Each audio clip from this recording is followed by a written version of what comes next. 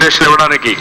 దాన్ని కూడా దోహదం చేయకుండా సోదట వాళ్ళు రిప్రజెంటేషన్స్ ఇస్తే మేము అసెంబ్లీలో రైజ్ చేసే అవకాశం ఉంటుంది. దాన్ని కూడా పూర్తిగా కంట్రోల్ చేస్తూ ఈరోజు అసెంబ్లీ చూస్తూ ఒక ఎమర్జెన్సీ పీరియడ్ని గుర్తు తెచ్చే విధంగా ఉంది. ఒక సీక్రెట్ అసెంబ్లీ అంటే కెమెరాకు ఒకసారి మరీ పకడ్బందీగా దేశ రక్షణకి ఏదైనా సమస్య వస్తే ఎక్స్ట్రాడినరీ సిచ్యువేషన్ 1-2 రోజులు పార్లమెంట్ని కెమెరా పెట్టుకోవచ్చు. ఆ విధంగా తయారు చేసే పరిస్థితికి వచ్చారు. ఎందుకు మీకు ఇంత భయం అని నేను అడుగుతున్నా. ఈ గవర్నమెంట్ ఎందుకు భయపడతా ఉందని అడుగుతున్నా. మీరు వాస్తవాలు ఎందుకు దాచిపెట్టడం కోసం ప్రజా సమస్యల పైన, మీ అవినీతి పైన, మీరు చేసే ప్రజా వ్యతిరేక విధానాల పైన, మీరు చేసే అనేక కార్యక్రమాలు ఏవైతే ఉన్నాయో ఆ కార్యక్రమాలపైన మేము చర్చించే అవకాశం ఉంది. ఈరోజు అక్రమ ప్రాజెక్టులు కట్టారు. నిత్యావసర వస్తువుల ధరలు ఆకాశాన్ని అంటిపోతున్నాయి. అదే మరి ఇంకొక కరువు విపరీతంగా ఉంది. నిన్నే వీరప్ప మొదలు వచ్చి ఆయన ఒక స్టేట్మెంట్ ఇచ్చేసి వెళ్ళిపోయాడు. ఎమ్మెల్యేలు మీరు అరెస్ట్ చేసే పరిస్థితికి వచ్చారు. ఇలాంటివన్నీ కూడా మేము ఇక్కడ డిస్కస్ చేసిన తర్వాత అవి ప్రజలకు రియల్ టైంలో పోవాలి తప్ప మీరు సెన్సారింగ్ చేయడం, మీడియా పైన ఆంక్షలు పెట్టడం ఇది ఏమాత్రం కూడా సబబు కాదు. ఇది కరెక్ట్ కాదు. దీనిపైన నేను ఒక లెటర్ పెట్టాను స్పీకర్ గారికి. నిన్నైతే ఆల్ ఫ్లోర్ లీడర్స్ వెళ్ళి స్పీకర్ గారిని రిక్వెస్ట్ చేశాం. ఈరోజు విధి లేని పరిస్థితుల్లో మళ్ళీ మేము అడ్జర్న్మెంట్ మోషన్ ఇచ్చే పరిస్థితి వచ్చింది. అడ్జర్న్మెంట్ మోషన్ మేము ఇస్తే కనీసం స్పీకర్ గారు ఒక బాధ్యత తీసుకుని కాదు బీఎస్సీ పెడతాను. ఈరోజు ఎవరిచ్చారు ఈ అధికారులు స్పీకర్ కంటే హౌస్ ఇచ్చిన అధికారాలు, ఎమ్మెల్యేలు ఇచ్చారు అధికారాలు. ఇలా ఎమ్మెల్యేల యొక్క గౌరవాన్ని స్పీకర్ కాపాడి తద్వారా అసెంబ్లీ యొక్క హుందాతనాన్ని పెంచుకొని స్పీకర్ గౌరవాన్ని పెంచుకోవాల్సిన అవసరం ఉంది. అట్లా కాకుండా ఆయన ఏకపక్ష నిర్ణయాలు ఆయన తీసుకుని ఆ ఏకపక్ష నిర్ణయాలు మా మీద పెట్టి నేను నిర్ణయం తీసుకున్నాను కాబట్టి ఇంకెవరు అడగడానికి వీల్లేదంటే ఇది సబబైనది కాదు. ఆ విధంగా ఈరోజు ఇది అయిన తర్వాత కూడా మీరు చూస్తే ఇంతమంది సభ్యులు ఆందోళన చేస్తున్నారు. ఒక సభాపతిగా మీరున్నారు. మీరు బయట వచ్చిన తర్వాత వాళ్ళని కలిసి వాళ్ళు చెప్పింది కూడా విన్న తర్వాత మీరు వెళ్లాల్సింది. అట్లా కాకుండా వేరే దారిలో ఆయన వెళ్ళిపోవడం కూడా సబబైంది కాదు. ఇవన్నీ కూడా ఒక మంచి సాంప్రదాయాలు కావు. మా నరసింహ గారు చెబుతున్నారు దొడ్డిదారిని వెళ్ళిపోయారని. నేనేమంటానంటే స్పీకర్ గారు హుందాగా ప్రవర్తించాలి, ఒక పద్ధతిగా ప్రవర్తించాలి. అంతేగాని స్పీకర్ కూడా బయాసుడిగా తయారై ఏకపక్ష నిర్ణయాలు తీసుకుని ముఖ్యమంత్రి గారి యొక్క కనుసన్నల్లో ఆయన పనిచేయాలంటే మాత్రం చాలా ప్రమాదం వస్తుంది. ఈరోజు మమ్మల్ని అపోజిషన్గా గెలిపించారు.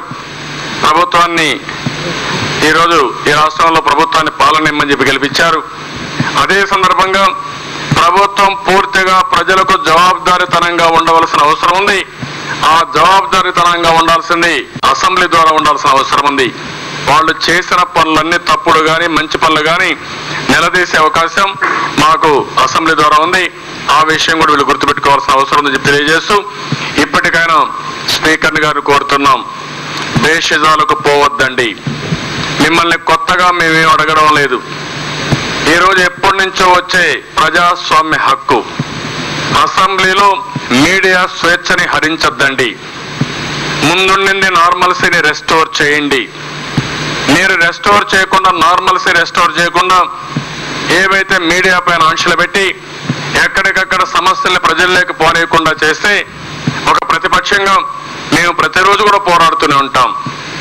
అసెంబ్లీ ఒక పద్ధతి ప్రకారం జరగాలంటే ఆ విధంగా జరిగేటప్పుడు మీరు ఇంత మునుపుండిని కూడా ఏమాత్రం తీసుకోకుండా మీరు ఆలోచించాల్సిన అవసరం ఉంది.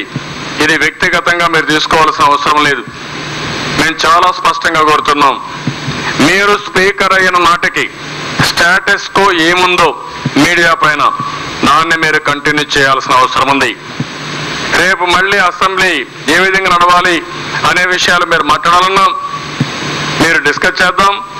ఇంకా మెంబర్స్ యొక్క హక్కుల్ని పెంచే విధంగా మీరు ఆలోచించడం కానీ ప్రభుత్వం తప్పించుకునే విధంగా మీడియా పైన ప్రతిపక్ష సభ్యుల పైన ఆంక్షలు పెట్టి మీరు అసెంబ్లీ రన్ చేయడం మాత్రం కరెక్ట్ కాదు. దానికి ఎట్టి పరిస్థితుల సూత్రం మేము ఒప్పుకునే పరిస్థితి లేదు. ఈరోజు పార్లమెంట్ ఉంది. పార్లమెంటు జరుగుతూ ఉంటేనే వివిధ రాజకీయ పార్టీల కమిటీ హాల్లో టైం ఇస్తారు. వాళ్ళ ఇష్ట ప్రకారం ఎప్పటికప్పుడు ప్రెస్ కాల్ పెట్టుకుంటున్నారు. ఇంకా కాంప్లికేషన్ అంటే టైం కూడా రెగ్యులేట్ చేసి పలానా టైంలో మీరు పెట్టమని చెప్పి వాళ్ళు టైం ఇస్తున్నారు. అంటే పార్లమెంట్ జరుగుతూ ఉంటుంది, అదే మరిగా ప్యారలల్గా లైవ్ కూడా వివిధ రాజకీయ పార్టీలు అడ్రస్ చేస్తాయి. ఎవరికైతే మీడియాకి ఇంట్రెస్ట్ ఉందో వాళ్ళు కవర్ చేసే పరిస్థితి ఉంటుంది. ఈ పోటీ ప్రపంచంలో మీరు కూడా మీ పనితనాన్ని మెరుగుపరుచుకుని మీరు ప్రజలకు దగ్గర కావాలి తప్ప మీడియా పైన ఆంక్షలు పెట్టడం, ప్రతిపక్షాల పైన ఆంక్షలు పెట్టడం, మా గొంతులు నొక్కాలని ప్రయత్నం చేయడం ఇవన్నీ మంచిది కాదు. ఈ విషయం గుర్తుపెట్టుకోవాల్సిందిగా ఇమ్మీడియట్ గా స్పీకర్ని డిమాండ్ చేస్తున్నాం, రిక్వెస్ట్ చేస్తున్నాం, ప్రజాస్వామ్యాన్ని కాపాడమని కోరుతున్నాం, పత్రికల పైన మీడియా పైన ఆంక్షలు ఎత్తేయమని చెప్పి కోరుతున్నాం. మీరు అట్ట కాకుండా నా ఇష్ట ప్రకారం చేస్తానంటే, ఏకపక్ష నిర్ణయాలు చేస్తానంటే మేము కూడా ప్రజాస్వామ్యాన్ని కాపాడుకోవడానికి ఎంత ఒత్తిడి తేవాలో అంత ఒత్తిడి తీసుకొస్తాం, పోరాడతాం, హౌస్ లో పోరాడతాం, బయట పోరాడతాం, ప్రజల్లో చైతన్యం తీసుకొస్తాం. కడాన ప్రజా సమస్యల్ని చర్చించే వేదికగా ఈ అసెంబ్లీని తయారు చేస్తాం. చర్చించిన తర్వాత ఇక్కడ ఉండే విషయాలు కూడా ప్రజలకు ఎప్పటికప్పుడు రియల్ టైంలో తెలిసే విధంగా మీడియా పైన ఆంక్షలు లేకుండా ఏ విధంగా ముందుకు పోవాలో అంతవరకు పోరాడి న్యాయం జరిగే వరకు దీనిపైన ఆందోళన విరమించే పరిస్థితి లేదు. ఆ విధంగా చేయబోతున్నాం.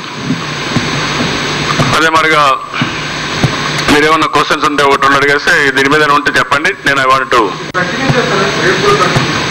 ఏం చేస్తాం మేము అందరం కూర్చొని ఆలోచించి చెప్తాను మీకు.